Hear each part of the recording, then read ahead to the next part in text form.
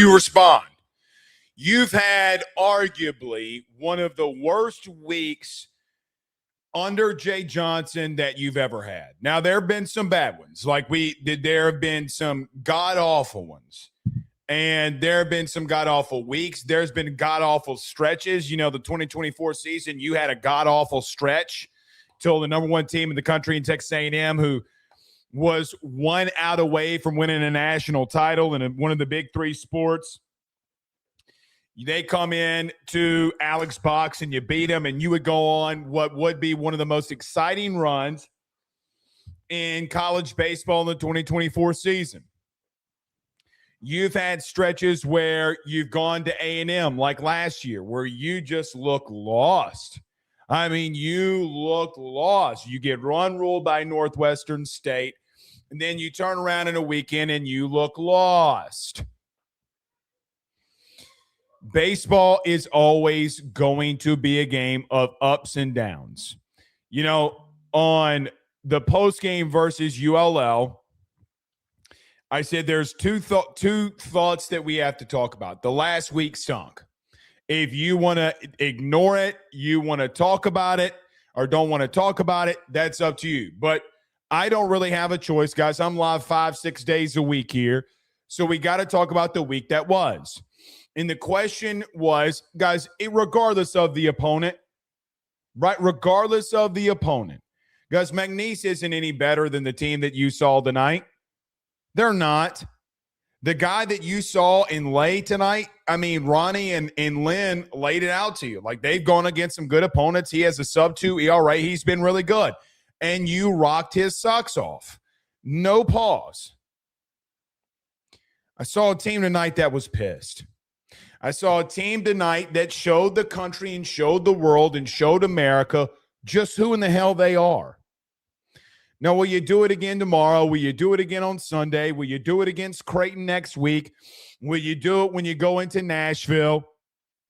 Those are questions that we're going to get the answers to. Like, we can have those discussions before it happens, and we will have those discussions after.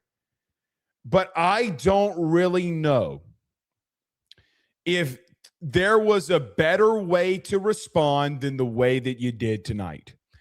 I don't think that when we talked last night in reference to how you could respond, that you could have done it better than you did today.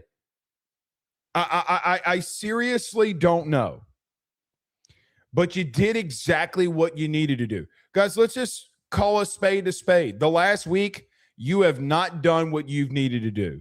The opponent aside, you just not done what you've needed to do. Well, tonight, you showed the world, all right. Everyone calm down. They're back. We're back.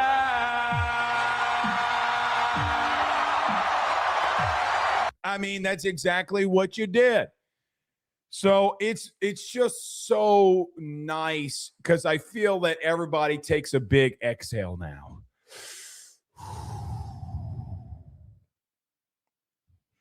It's very, very fun to watch. Nevertheless, we're live. Everyone do us a favor by hitting the like and share. Share to all those groups if you're on Facebook and to all of those social media pages. You're watching us, listening to us on YouTube. Like, subscribe, and notification bell wherever you listen to podcasts. Rate, review, and subscribe. Every AYS Sports Show is brought to you by our good friends over at FanDuel. Download the FD Sportsbook app today. Use your mobile device in doing so. When you download the FD Sportsbook app, I highly suggest that you also set those preferences. Go over to FanDuel.com/RG for more details. You got the World Baseball Classic that's literally on here in the studio right now. You can place bets on that. You can place bets on college football. You can place bets basically on any single little thing that you want. But we're proud to be powered and proud to be partnered by our good friends over at FanDuel. I say this every night.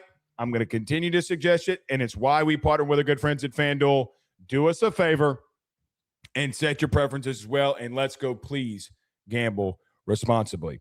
Let me make a very quick note about something before we get rolling here. So in case you missed on Twitter, Somebody stated tonight, I think the gentleman's name was Michael Blanco. Guys, we are going to cover college baseball from start to finish. If you don't like that, I suggest that you do what Michael Blanco does and unfollow us on social media, because we are going to cover college baseball pitch by pitch, inning by inning, or out by out, inning by inning, game by game. Now, there will be some games here and there that I just can't attend because I have some other things that I have going on. But 90% of every single LSU baseball game that will be played, you can follow AYS Sports to do it. Let me make myself very clear.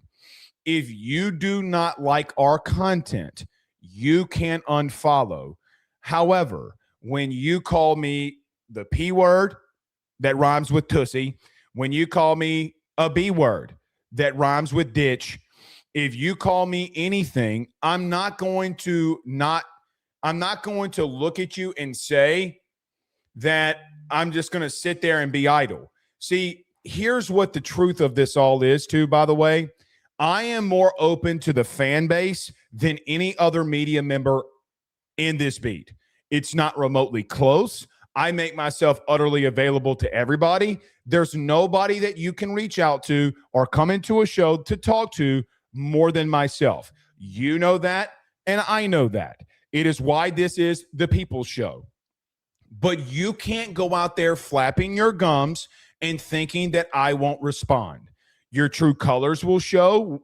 If you don't want to follow our content, I highly suggest that either you block us, you mute us, or you unfollow.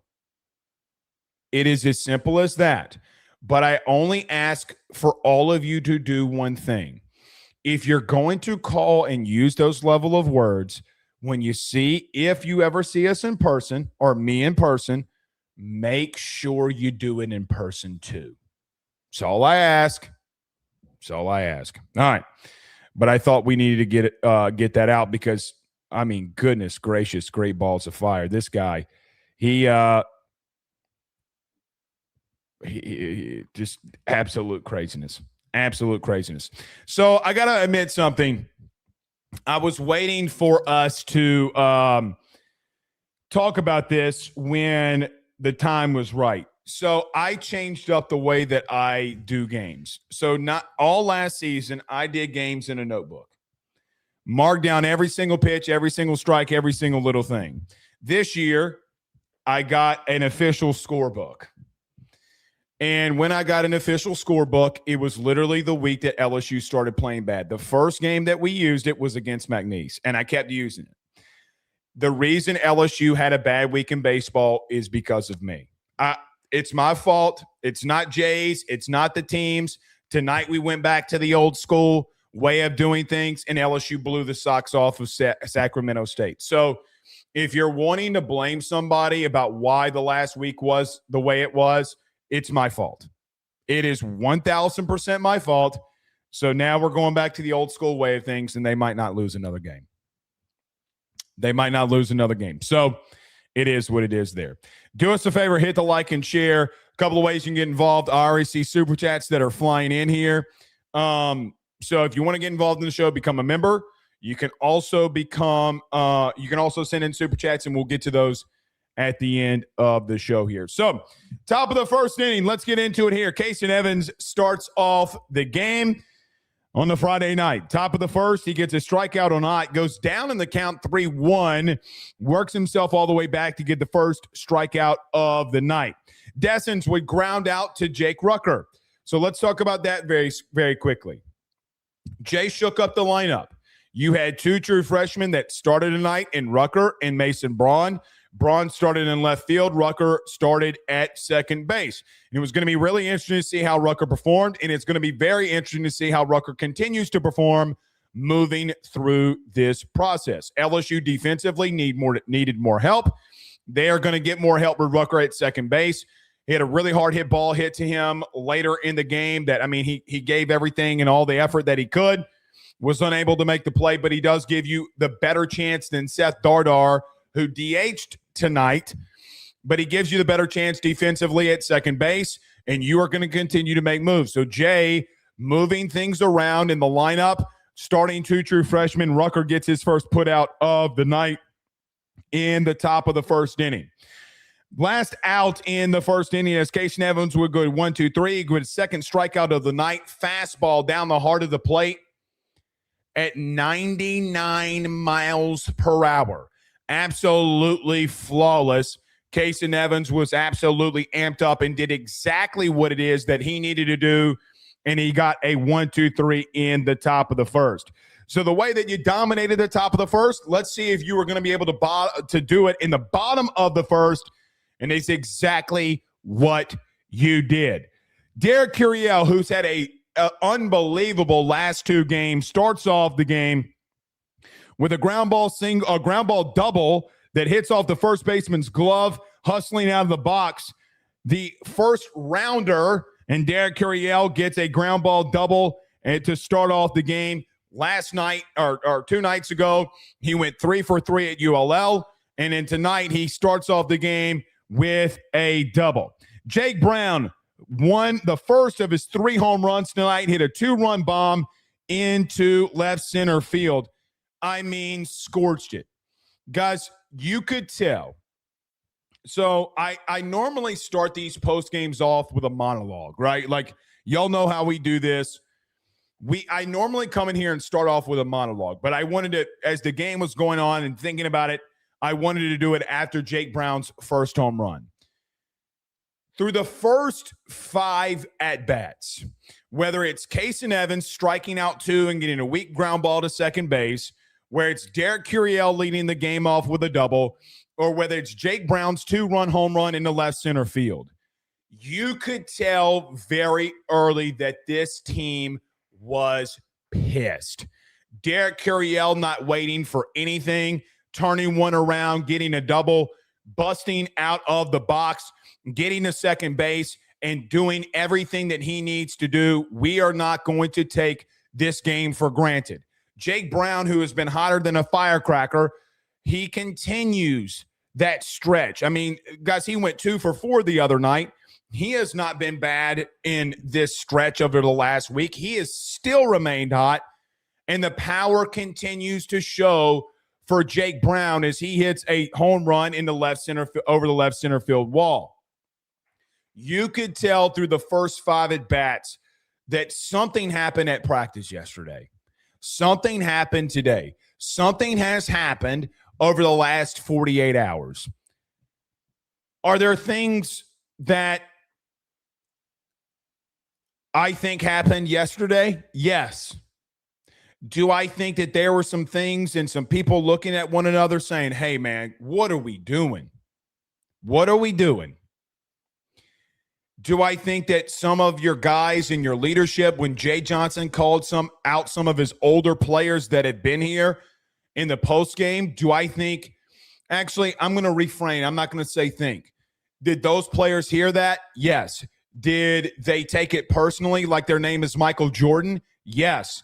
Did they, I want to be careful how I say this, did they resonate what Jay said in his post-game, post-ULL to other members on this team? For 100% yes. And you saw that, how Casey Evans performed. And guys, really and truthfully, your 2 superstars at the plate in Curiel and Jake Brown said, guys, listen, enough is enough. Enough is enough. And they got this entire party started. You know, one thing that's always stated in baseball, always, is that hitting is contagious. Well, if hitting is contagious, slumping is contagious. You can't just have one thing being contagious. This is like the flu. You can't have one or the other. But even then, and I tweeted as much when this happened, like the Tigers came out pissed off. And look, here's what's going to be some of the narrative coming out of tonight. Some of the narrative coming out of tonight will be, well, Blake, they suck. They're not a good opponent. Neither is McNeese. Neither is Northeastern. Neither is Dartmouth. Neither is ULL. I mean, ULL probably, it is what it is. But we saw you do levels of stuff like this the first 8 games of the season. We knew that we had it in you. We knew that this wasn't a talent problem. We knew that all of these problems is what we call in baseball a slump. And it's what it was. And you had enough, and you could tell before you're even remotely close to being out of the first inning. Truth be told, man, Jake Brown is making himself, and look, I'm going to say this before SEC play. Jake Brown legitimately is making himself a top 15 pick.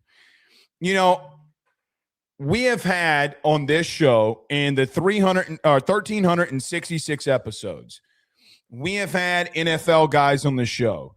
We have had front office baseball guys on this show. And in having both of those, you know, I talked to a front office guy in baseball today who was at the LSU game tonight. And he literally has told me for 3 years that he thinks that Jake Brown might be the best prospect, one of the best prospects that he's ever seen. And he's gone on this rant to me for 3 years.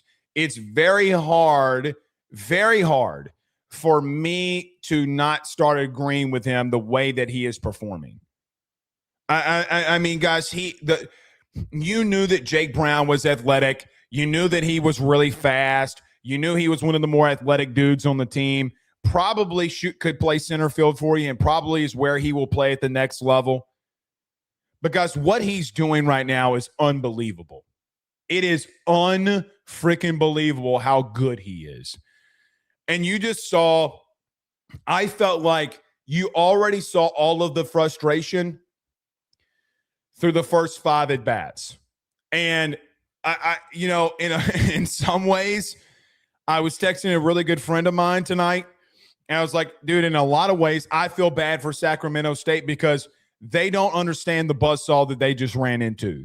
LSU took out all of their frustration, and it started off with Derek Curiel, who, guys, Derek Curiel, I mean, a week ago was the only LSU player in your starting lineup hitting below 300.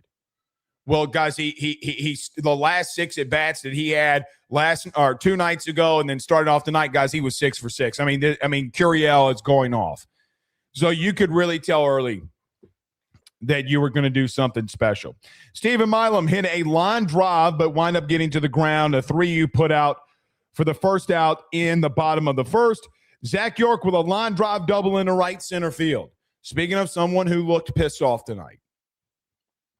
Speaking of someone that looked pissed off, do I think that some of his at-bats were, you know, he's still working through some things? I do. But the big fella with his first double of the night, that ball was absolutely smashed into right center field.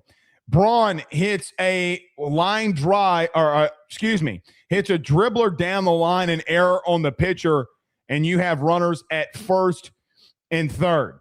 Trent Carraway would strike out swinging, but Seth Dardar with runners on second and third after a wild pitch that would get Braun to second base. Seth Dardar would hit a line drive double, 2 RBI double down the right field line, and the Tigers exploded for 4 runs in the bottom of the first. Guys, you damn near batted around. I mean, you took all of your frustrations out in that first inning. You had 1, 2, 3, 4. You had 4 extra base hits in the first inning. Exactly what an elite team does that against subpar opponents. You did exactly what you were supposed to do. And you did in the bottom of the first inning. Look, man, the truth of the matter is,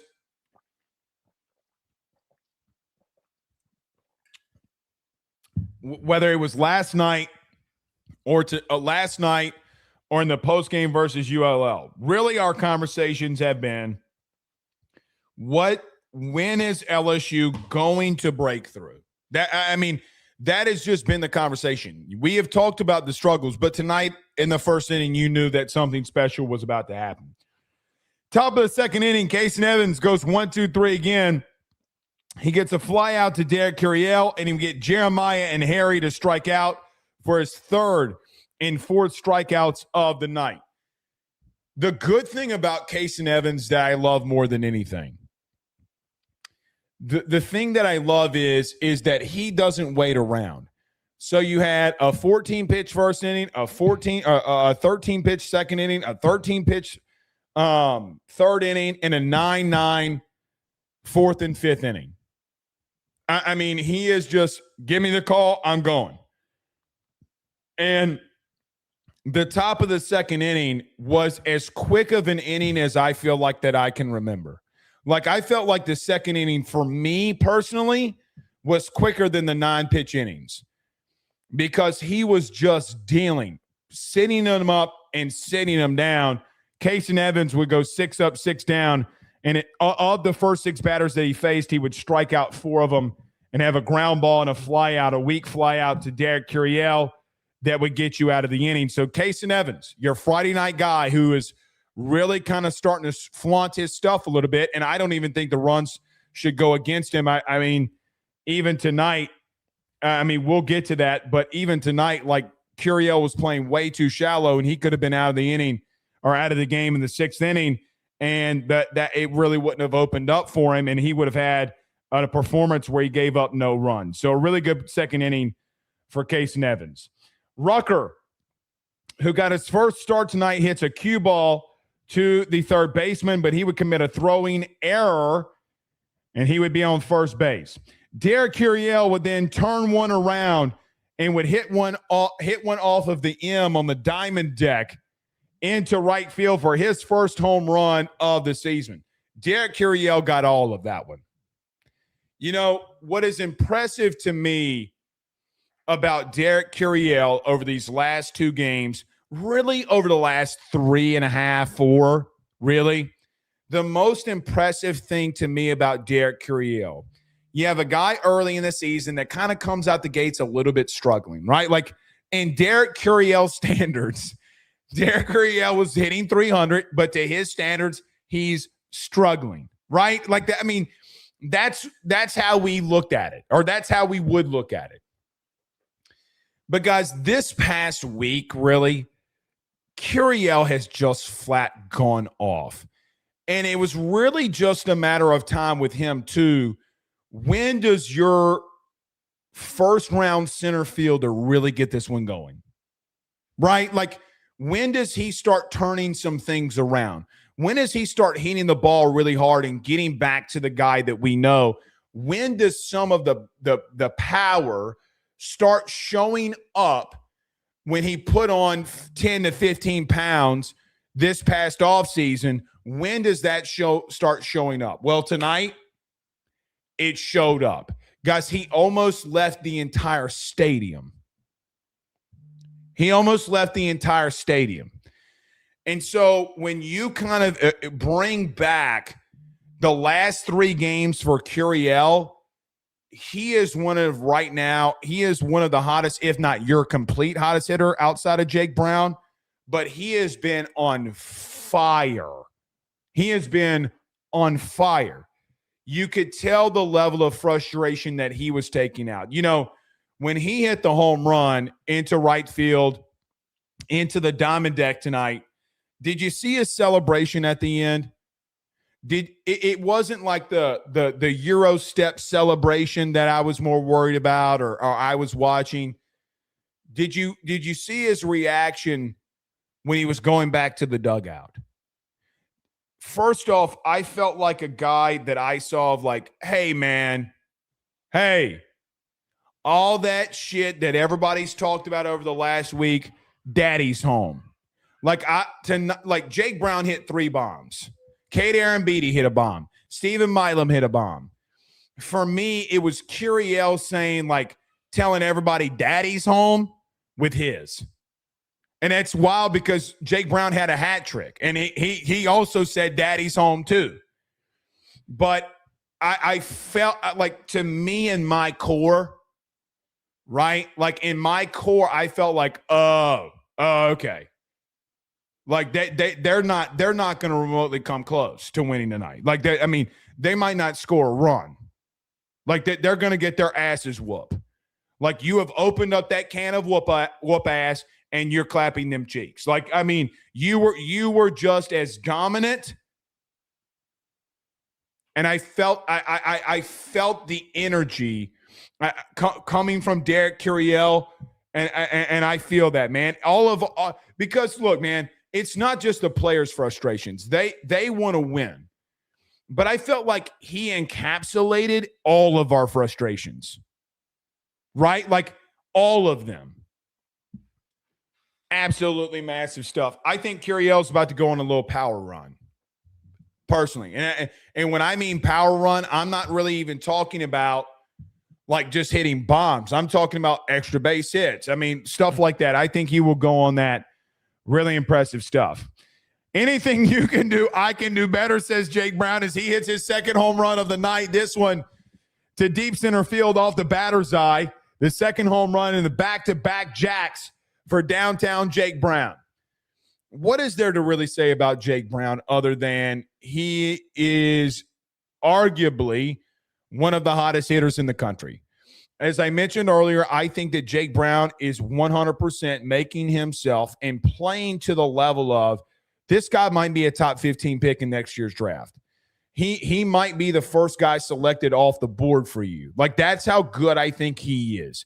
That's how good of a season right now I think he's having. You got a long way to go. But if he continues to do this level of stuff, if he continues to show that he has this level of power, the sky is the limit for Jake Brown. I just feel like for me, when I watch Jake Brown play, whether it's in the field and right, whether it's at the plate, I'm just never going to get cheated. Like, I feel like every time I watch Jake Brown play, I know that I'm going to get 100%. And even through your struggles, Jake didn't. You know, against Northeastern, he hits a bomb. Tonight, he hits 3. The last night or 2 nights ago against ULL, he's going 2 for 4 at the plate and absolutely scorching the baseball. It has not affected him. You know, tonight just shows how special of a player that he is and that he can be. You're going to face a lot of really good pitching in the SEC. Y'all know that. I know that. We all know that. And I think Jake Brown's going to continue to be the centerpiece for your lineup because Derek Curiel is going to get on base a lot, and you're going to have Jake Brown lead you to where ultimately you want to go. The power, look, I thought, so when we had on Mikey Matuk, Mikey and I had the conversation of Jake hitting 13 to 15 home runs. I think he's going to pass that up. I thought Jake would develop and be better than what he was, right? Like I thought that he would make a massive stride. Guys, to be blunt with you, I did not see this coming. If memory serves me correctly, somebody in the chat can bean count me on this. I'm pretty confident he's either tied or surpassed his home runs from a season ago. I would need to go look that up. But Jake is, guys, he's making himself a top 15 pick. He's making himself a top 15 pick, and he has just been flawless tonight, and he is the biggest power bat that you have in your lineup right now. Stephen Milam went hit a ground ball single in the 4-hole, kind of shifted him more up in between the middle, but he would get his first hit of the night. Zach York went hit a pop-up to the first baseman, but an E3, but a fielder's choice would get it out there. They would change pitchers on York too. Stockton would come in. Mason Braun would walk, but Carraway would hit into a 6-4-3 double play. And with 2 home runs in the inning, you are out of the second inning with 3 runs. Top of the third, Kason Evans picks up exactly where he left off, getting Sewell and Cortez to strike out in its 5th and 6th K of the night. And then you get Peraza 9 up, 9 down. He would end it with Stephen Milam getting a ground out to go 1, 2, 3 in the top of the third. So the first time through the lineup, perfect.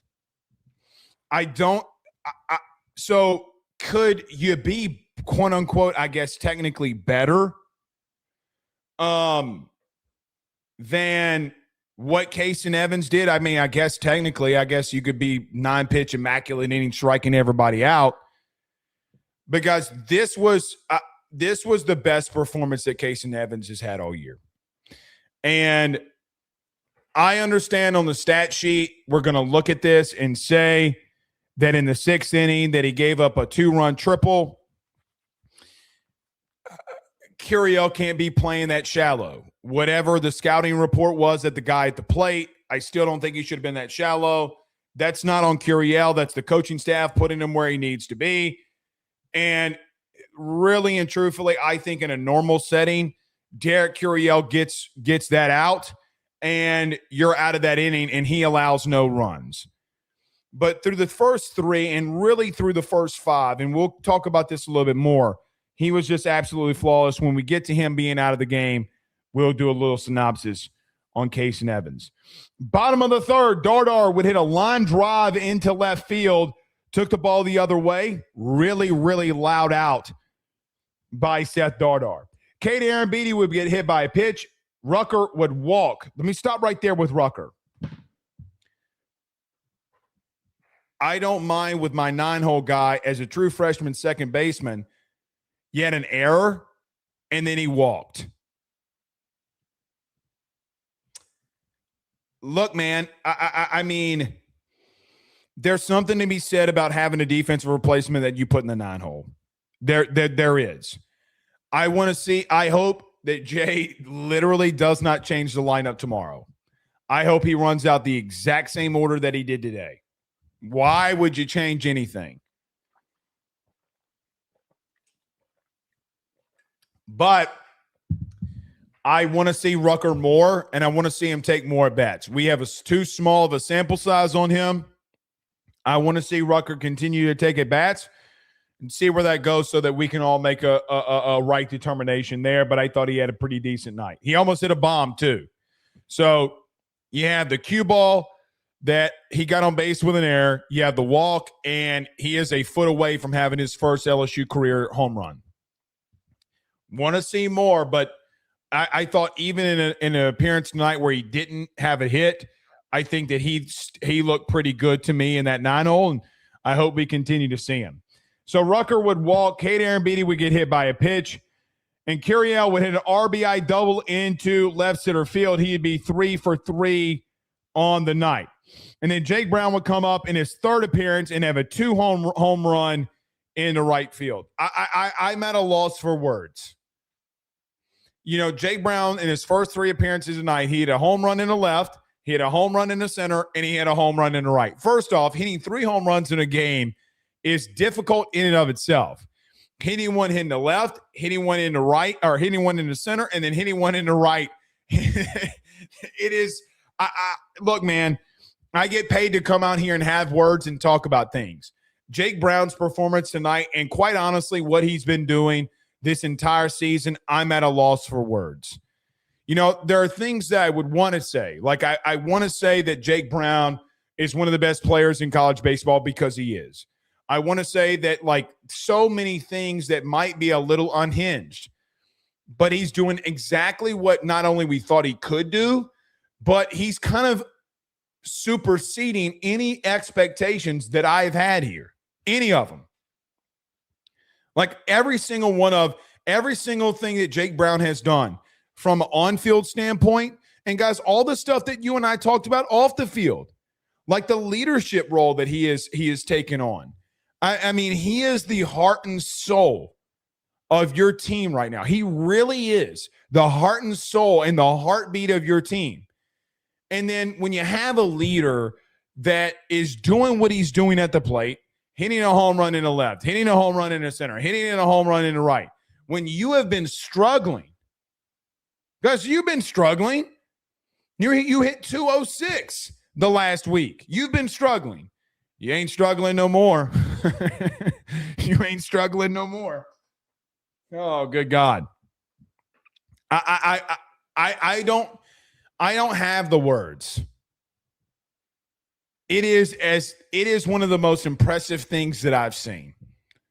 You know, we've seen games of guys and we've seen elite performances. Guys, we have been spoiled. We have been spoiled with, Brian Kelly, which I'm going to get to later on in the show tonight. But, Brian Kelly called us spoiled from LSU baseball and having elite LSU outfielders. You're right. We have been spoiled. We have been spoiled. Because last year you had Brown. Last year you had Curiel.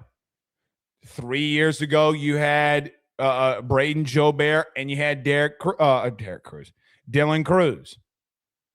I mean, LSU has had some of the most elite outfield play in the last 3 years than anybody in the country.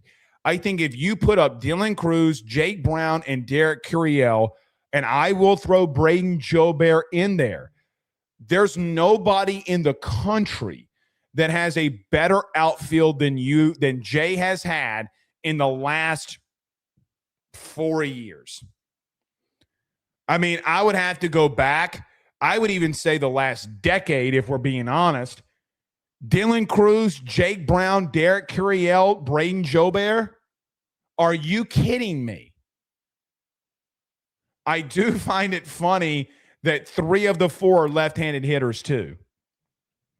So I really am at a loss for words. Like, I am at a loss for words about what Jake Brown has been doing. It is impressive. He is my All-American. I mean, he is so flawless, man. Stephen Milam would get hit by a pitch, line drive single into right field by Zach York. Mason Braun had an RBI line drive single into center field that would plate Stephen Milam. Caraway and Dardar would go down swinging. You'd have a new arm into the game, and they just got confused, and it was what it was. Top of the 4th, Evans would get a 7 strikeout to start it off by Ott, going through the second time through the lineup. A weak ground ball to himself. It's good to see a pitcher field this position and actually get it out. And Stephen Milam would make a really good play at shortstop, and you go 1, 2, 3 in the 4th inning. Top of the 4th, Kate Aaron Beatty, who has been struggling. Guys, Kate Aaron Beatty has been struggling. Kate Aaron Beatty tonight, though, would find his way out of it as he did a home run off the batter's eye into deep center field. And then Rucker would come up and hit a fly ball out to right field on the warning track, almost getting his first home run of the season. So let's talk about this for just a moment. Even your outs were pretty loud tonight. Like, you had a couple of weak ground balls. You had a pair of strikeouts in the last inning. But I have an out coming off in the second inning on a line drive into the outfield. I have Rucker hitting a ball to the warning track that's a foot away from getting over the fence. I have Seth Dardar hitting a line drive into left field in a really, really loud out. Your outs tonight were loud as shit.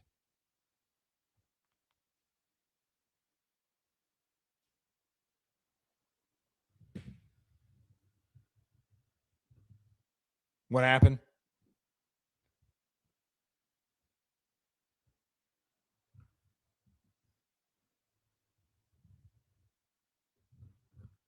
Oh, okay.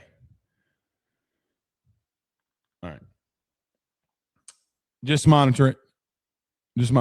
Yeah. Where were we? Oh, even your outs were very, very, very loud tonight. And that's just a sign of, like, man, that's going to happen. But even that, like, I was really impressed by. Derek Curiel, for the first time in 7 at-bats. 7 at-bats. Derek Curiel would finally get out as he had a ground ball to the third baseman. Jake Brown went in a line drive single right back up the middle, and then Stephen Milam, the monster, would get involved in the home run party as he hits his first home run of the season into the right field diamond deck. The Tigers would play 1, 2, 3. 3 runs in the 4th inning to end the 4th. Zach York would go down swinging. Top of the 5th, Casey Edwards would get his 8th and 9th strikeouts of the game on I don't know how to say his last name, and Jeremiah would go down, and Potomac would go down as well. Harry would hit a line drive right at Derek Curiel, and you're out of the inning. If there's one inning, though, that LSU did not look good in, and for all of the Tigers that would like to be negative, oh, Blake, our opponents suck ass. If there is one thing that you could point out to, was the only kind of blemish on an elite night was in the fifth inning. Braun, Caraway, and William Patrick all struck out in the bottom of the fifth. This is what I'm going to do. I don't really care about the bottom of the fifth inning. I really don't care. Mason Braun, as a true freshman, is going to strike out. I think that every time I give somebody a blessing around here, not named Jake Brown and Derek Curiel, like I did Trent Caraway, the very next day, they don't perform. So I'm just going to stop. I'm going to stop. William Patrick's also a freshman. So the reason I don't really give a shit about the fifth inning is because two true freshmen struck out. Oh, okay. Trent Caraway had a really good week when others did not. Okay. He had a bad game. It's gonna happen. He had two strikeouts and hit into a 6-4-3 double play. I have a very sneaky suspicion that Trent Caraway will fire back tomorrow. So I could care less about the fifth inning tonight. Top of the sixth. So Case and Evans through 5 innings literally was perfect. Literally was going through a perfect game. Then in the sixth inning, he gave up a ground ball single into the 4-hole. Would have been a really tough play on Rucker, but you give up your first hit of the night. Even then, I still think that even this inning in the sixth was pretty flawless. Stay with me. You have a fly ball in the center field for an out, a line drive into the 3-hole first base hole that York was a little late getting off the bag. I mean, okay. He gets another fly out and then a 2-run triple into center field, which Derek Curiel was playing very shallow. In my mental book, like on the stat sheet tonight, Case and Evans gave up 2 runs. In Blake Ruffino's mental book, he gave up none. So he went perfect. He had a rough sixth inning, and he got pulled for Theopolis. He gave up 2 hits, man, or 3 hits. And you're going through the lineup through a third time. I think he was so flawless tonight, man. I really do. So the sixth inning is where Evans got touched a little bit. I think if Curiel was playing in the normal area of center field, he makes a play in the triple that went over his head, and I think you're out of the inning. And he gives up no runs, and he looks completely flawless. And all in all being said, guys, Casey Evans had his best performance of the season. I even thought that even in some of the struggles, the last performance that he had versus Dartmouth, because he struck out 10 dudes. I mean, yeah, he had some moments and lapses, but guys, I mean, you're number 1 in the SEC in strikeouts right now. Go figure. Even in all the struggles that you've had, you're undefeated from weekend games that you play in, and I think Casey Evans has been fine, more than fine. I mean, because I go back to the Indiana game where 2 of the runs came off of infield singles and then an error on Kate Aaron Beatty. Yeah. I mean, how do I justify that? So Case and Evans, if we round it up into a season so far, the first outing he had, game 1, opening day, probably wasn't the outing that he wanted. You turn around and he gives up 2 runs, but in the 2 runs that he gave up against Indiana, 2 of those are because of infield singles and an error by your catcher.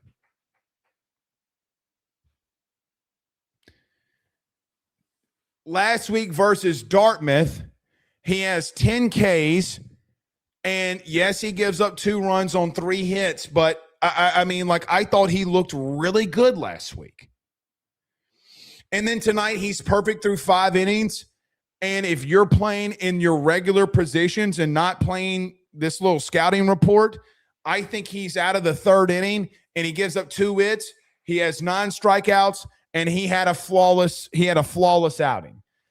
I think Kayson's been more than fine. I think he's been really good. Personally, I think context in his starts have got to matter. And if you put all of the context together, he has been very stinking good. So another really good outing by Kason Evans. He's going to continue to dominate. And I hope, the next time that we will see Kason Evans, it will be on the road against Vanderbilt, probably on a Friday night. So now you've gotten all that worked out. Let's see. You're going to see a really good lineup in Vanderbilt. I will tell you, in watching Vandy 3 times this year, the Arizona game being the most that I would go and look at, if Kason Evans can land his off-speed stuff down in the zone, Vanderbilt's going to have a really tough night, because the games that they have lost, they have not been able to hit the off-speed stuff when you're located inside the strike zone around the knees. They've really struggled there. So it's going to be interesting to see how Kason Evans does next week, and it's going to be really, really fun to watch that. So a really good night by Kason Evans. So you have a bad 6th inning. Bottom of the 5th, 6th inning, if that's how you want to count it. Bottom of the 6th, Kate Arambidi would strike out. Rucker would walk again. I really liked Rucker tonight. I really did. So Rucker had a dribbler to the 3rd baseman on an error. He walked twice, and then he had a frozen rope, really, to the right field warning track. Rucker's going to continue to play, man. He had some really good at-bats with 2 walks, and he hit the ball really hard in the one time that he got the ability to. I think Rucker deserves – look, here's the thing, man. Rucker went 0 for 2 tonight. He went 0 for 2. And even in going 0 for 2, I thought that, even then, I was like, oh, man, this kid for a true freshman looked really good. So we'll continue to see how Rucker performs here, and hopefully he continues to get that ability and we can get more of a sample size. I really liked what I saw from him, even in of all the performances tonight, I liked what I saw from him a lot too. He's someone that I come away with really smiling about in reference to how this thing could play out. So Rucker having 2 walks. Eddie Alman hit into a fielder's choice 6-4, and then Jake Brown hit into a 5-3 putout. I really assumed that Jake Brown was going for number 4, because why in the hell not? Why in the hell not? In the 7th, pause would get you out of the inning, and you would run rule Sacramento State, and it was a really good night. So let's break this all down, and then we'll get to some super chats and get out of here. Tonight was fantastic. Tonight was awesome. We have all been waiting to see the Tigers that put on the display that they did in the first 8 games, especially at the plate. This last week, again, we've talked about it a lot. This last week stunk. But tonight you showed the country, I don't care who the opponent was, you showed the country just how much heart you had. We ended Thursday's show with me giving an analogy. And my analogy was, one of my favorite movies of all time was The Replacements. With every time The Replacements comes on TV, I will watch it. Every single time. And I don't watch a lot of TV. It's always like on TNT, they know drama. So the analogy I gave was, remember when Gene Hackman, Coach McGinty, was asked at halftime at the end of the movie, when Eddie Martell, made the leap and Shane Falco's not there, and they asked Coach Martell, or they asked Coach Well, damn, I just said his name earlier. Now I forgot. But they asked Gene Hagelman's character, what do you need? And he taps his chest, and he's talking to Shane Falco, saying, we need miles and miles of heart. Coach McGinty. Thank you, Brandon. Coach McGinty. We needed miles of heart. I don't care who the opponent is. Tonight's Friday night game against Sacramento State, I don't care if it was against my son's T-ball team. I could care less who the opponent was. You did exactly what you needed to do. Exactly. You didn't let this continue to roll downhill. You stopped the bleeding. You stopped the snowball effect. And for all of that being said, it's what great teams do. Because let me tell you what's going to happen to every single team in the country this season. Every single one of them. At some point this season, every single team in the SEC, at some point this season, every single team in the country will have a week the way that you just had it. It doesn't matter the opponent. It doesn't matter the place. It doesn't matter the venue. It doesn't matter the coaching staff. Doesn't matter the players or the fans. Doesn't matter the legacy. Doesn't matter the tradition or history. Every single team in the country in baseball will go through the week that LSU just did. That is baseball.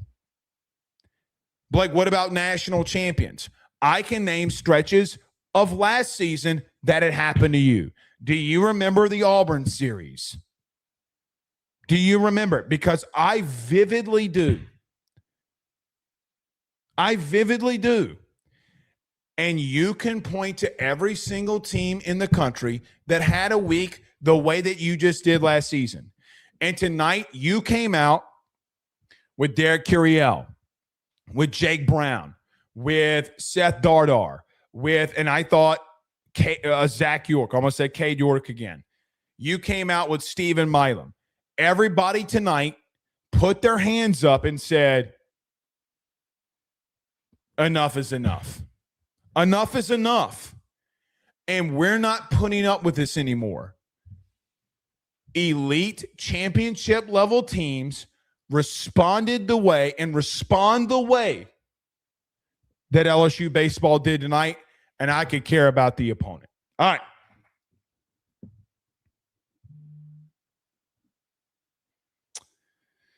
Oh, yes.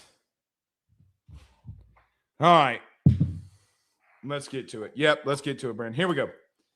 So, before we get to Super Chats, former LSU head coach Brian Kelly was in the media today. He went on with Danny Cannell and had a very blunt conversation with Danny Cannell today. I listened to the entirety of the Brian Kelly interview from start to finish.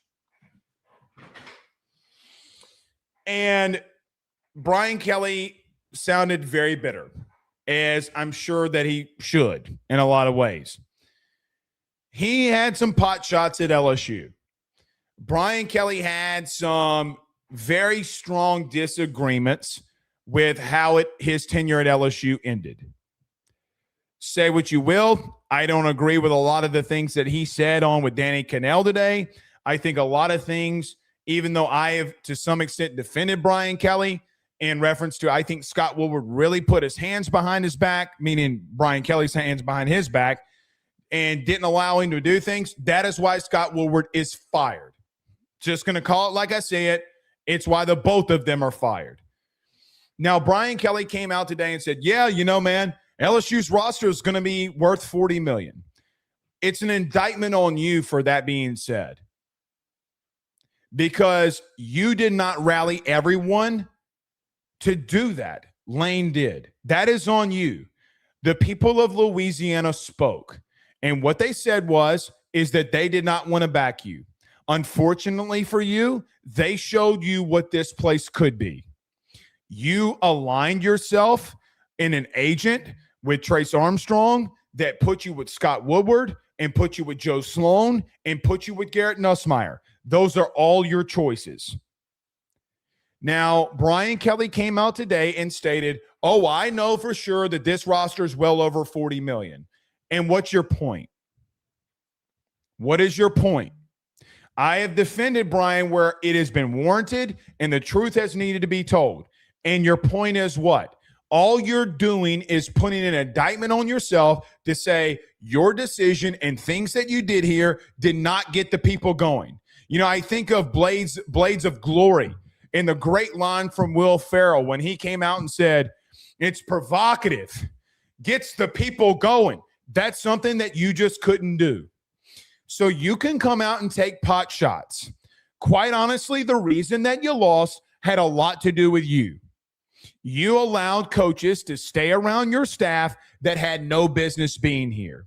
What I would suggest for Brian Kelly to do is to call his one and only Heisman Trophy winner and ask him his thoughts about some of his former offensive staff and what he truly believes.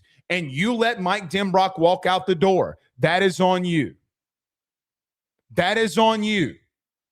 You allowed Garrett to do some of the things. You allowed Joe and Brad Davis to do some of the things. And I'm sure that Brian Kelly will ultimately, at some point, if push came to shove, will say that there are people on the offensive staff that his AD would not allow him to move on from. And all of those things are fair. But no one told you to keep Joe Sloan, especially after the very bad offensive year in 2024. We throw for 4,000 yards, and you couldn't bust a grape with 4 offensive linemen that got drafted. You were solved. You brought on a strength and conditioning coordinator that after 2023 should have been fired, and I said as much on this show. He never reached the players. Never. And said as much on this show as often as it came up. Who cares what LSU spends? Now, I am going to say this in reference to Brian Kelly's going to be bitter. He's going to be petty. Good for him. He wants to get back in the game. He's got to say stuff like that because it's in his contract to try to find employment. Brian Kelly went out on a Sirius XM today to live up to any agreement that he needs to live up to say, yeah, I would love to get back in the game. Okay, I hope that you do. It helps out LSU if you coach somewhere. But I just don't understand why everybody's freaking out about this roster. I don't. I know President Trump said today that he's going to sign an executive order to make everything go back to the way that things were pre-NIL and all of these things. And he even alluded to today at the roundtable that he knows he's going to get sued. Guys, an executive order does not change federal court mandates, and it doesn't change the Ed O'Bannon case. The executive order is not going to do anything. It legitimately will not do anything. So I think that the roundtable was at the wrong place. I think they should have had it in Congress. We need federal legislation, but that executive order will do nothing. The president of the United States cannot change the federal court mandate that came down. Players are going to sue. Players are going to win. With that part out, okay, the $40 million, BK, with all due respect, you never knew how much money LSU could give you because, number one, you never really pushed for it. And number two, your AD wouldn't allow you to do it. It's nobody's fault for who you aligned yourself with in Scott Woodward, but your own.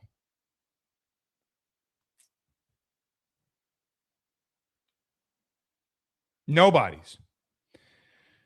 He can be bitter all he wants. So it is just of my humble opinion that I never really care how much money they're going to spend, nor do I think that the president's executive order is going to be worth the paper that he writes it on. I don't. I'm going to really need to see that happen because I'm going to tell you what's going to happen right now. Players are going to sue, and they're going to win. And the roundtable today, the executive order meant nothing. He wants to get rid of the transfer portal and get rid of NIL. That's just not going to happen. It's not going to happen. The biggest thing that came out today was this TV rights deal. Man, CBS. My goodness. CBS, man. Don't play with them. If you know, you know.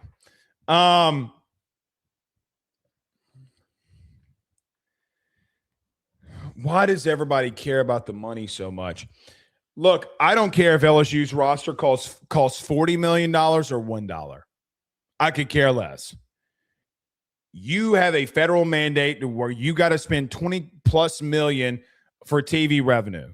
You raised another 20 and continuously raising another 20 for NIL.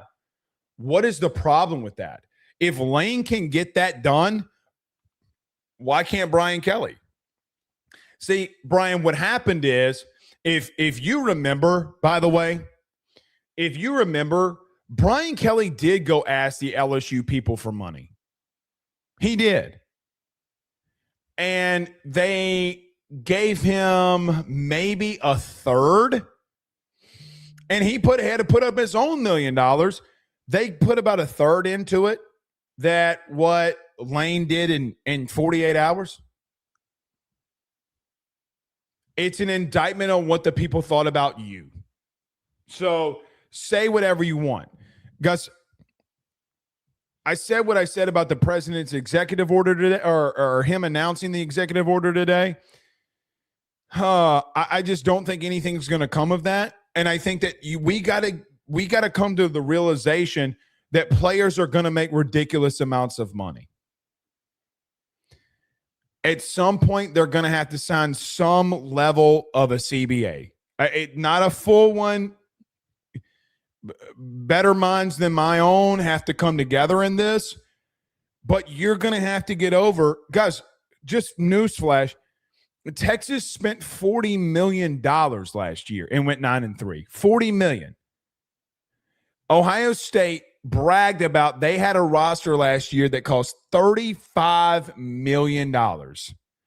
And they got bounced in the first round of the playoff. The first game that they played. They got bounced. You're going to have to get over it. So I'm not trying to get political. I don't think Trump completely understands. President Trump, I'm not trying to be disrespectful. I don't think he fully understands it's going to have to take. Now, Trump did say something that I do massively agree with, and maybe he could have explained this more, is that I think what he's doing in this executive order is getting the ball rolling on players suing him and then ultimately a determination coming from it. So I'm not trying to go down on the president. This is what I think that his philosophy is to get this ball rolling. I don't think President Trump believes that he is going to get this executive order and then not get it sued. But what I think that his play is that he knows it's going to get sued and then it's going to go into the federal court system where ultimate ruling can take place, kind of like the Ed O'Bannon case. So we can get guardrails in place. Like, we agree with the president on no tampering. We agree with the president on roster limits. And so that way you have the precedent of the Ed O'Bannon case. You have the precedent of the House settlement case. And then maybe a third federal court guideline can get you on the portal and tampering. So I don't think the play so I'm going to talk about this a lot on Ruffino and Joe show. I really don't think that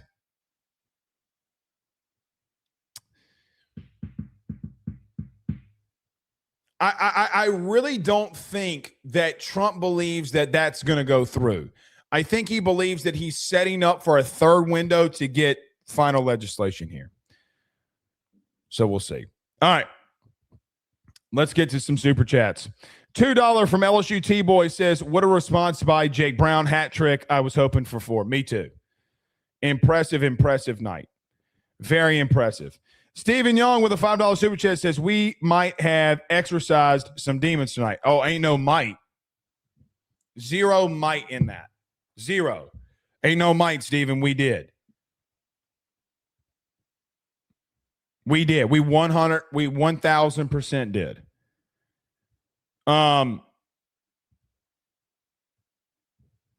Ain't no might. Ain't no might at all. C Murder says, Jake the Rake with a $2 super chat. He says, Blake thought on the $40 million roster. Here's my thought on it. I really don't, the money doesn't bother me because everybody that has playoff level rosters are doing it. Miami, Ole Miss, Oregon, Ohio State. I mean, Indiana, Texas A&M. Indiana was the only team that probably didn't get to that level of money, right? I'm trying to think. Texas Tech. Guys, all of them are spending that money and they're going to the playoff.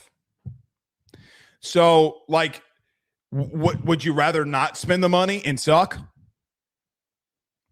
What I think the real indictment in all of this is, the real indictment is just how much these universities and athletic departments were making, and now the players have to get a cut of it, and they're still profitable. What does that tell you?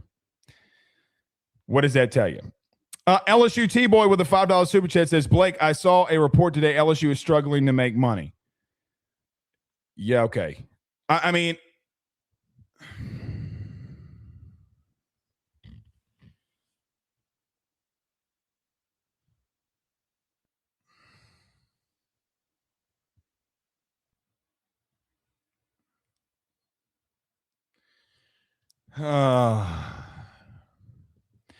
when are we ever going to learn, man? No, you know who's struggling to make money is Florida State.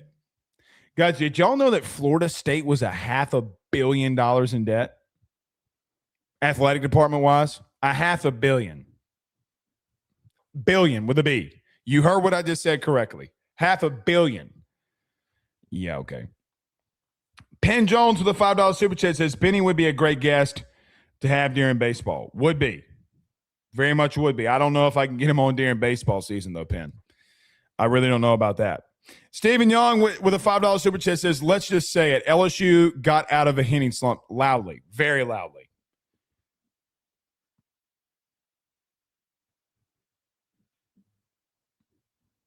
Very loudly. Yep.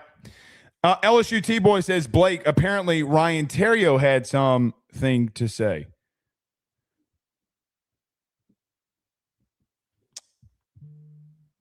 Okay.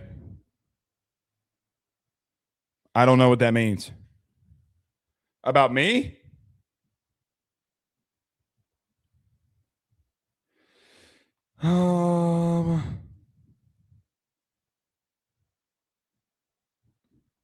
Yeah, I don't know. Good for him. That's all I'll say. Good for him. Jacob says, this is the dumbest shit I've ever heard, and I'm 30 seconds in. Well, thank you for getting me paid. T-Boy, I don't know what I missed. I don't know what I missed here. What did I miss? What did I miss? I don't even know. Let's see. Have to go all the way up in the comments.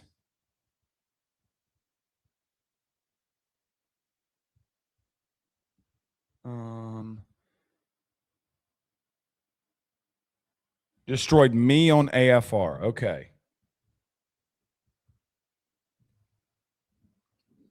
Good for him. Good for him. I'd have to go back and see it. Good for him if he did that. Okay. We'll see. Peace.